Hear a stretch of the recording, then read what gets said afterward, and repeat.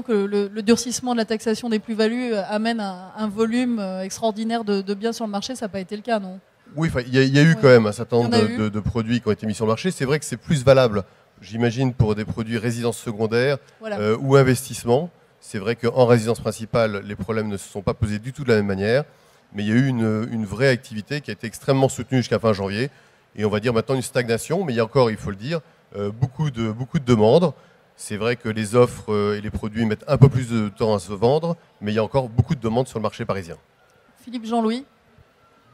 Moi, j'ai envie de nuancer un petit peu tout ça. De baisse de l'immobilier, je ne pense pas. Un réajustement, oui.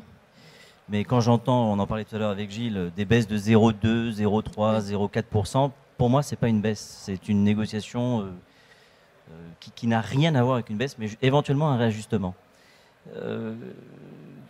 Au niveau de l'immobilier, comment ça se porte, ça baisse, ça monte. Nous, on enregistre des demandes tous les jours. Alors effectivement, les mandats qui sont surestimés. Alors moi, je pense que le propriétaire est plutôt victime des agences qui vont surestimer les biens. Ah oui. Parce que dans une période qui est un petit peu difficile, il est facile pour un agent immobilier, pour arracher un mandat, de faire croire que l'on va vendre 12, 13, 14 000 euros un bien qui en vaut intrinsèquement 10 000.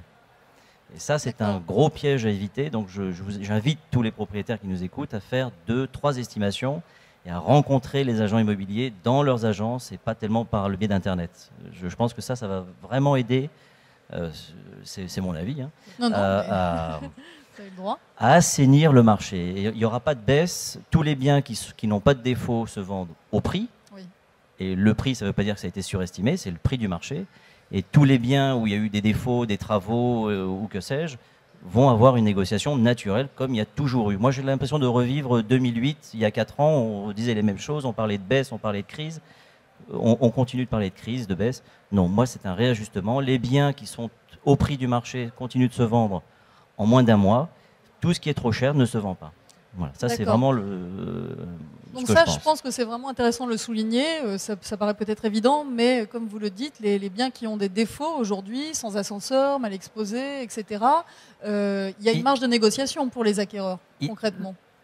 Réellement, oui, mais il est tellement facile pour le propriétaire de se dire, bah, tiens, mon voisin d'immeuble a vendu 15 000 euros le mètre, le mien, je vais le vendre 15 000. La seule différence, c'est que celui qui était à 15 000 avait une vue Tour Eiffel, était en parfait état, et que le sien est totalement à refaire. Donc ça, c'est le rôle de l'agent immobilier, d'expliquer simplement la différence. Je ne sais pas si mon voisin de gauche est d'accord ou pas.